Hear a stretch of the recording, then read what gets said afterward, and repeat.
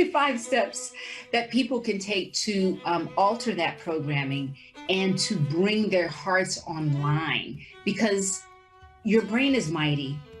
Women of color, people of color, we do have our own work to do because we're also conditioned by this society. So if you look at the research of a doctor named Elizabeth Chapman, she has found that people of color have also internalized racial biases against themselves and other people of color to a lesser extent than people of European descent, but it still shows up in her research. So we have work to do. And that work is actually ongoing. Just like when you want to be healthy, you can't just eat one meal and then for the rest of your life you're going to be healthy. You got to eat, daily, or if you're on that special diet, every couple of days. But you got to put something in there that's good for you, right?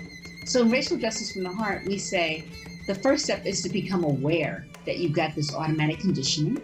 And then the second step is to remove things from your diet, from your conditioning that reinforce white domination or the marginalization of people of color. So this is the same 2 steps for people of color and for people of European descent. And once you've done some of that removal work, then you create space on your walls, in your mind, to add in.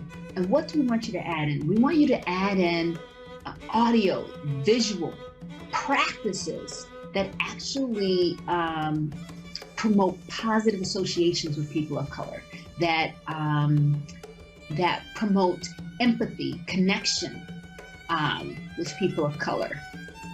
And after you've done those 3 steps, then we say, go towards what you fear.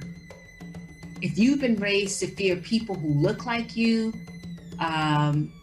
or if you've been raised to fear people who are darker than you, part of your work is to go towards those communities. And we show you how, because there's some respectful, mutual ways to go toward, rather than coming from a savior position or an exploitative position.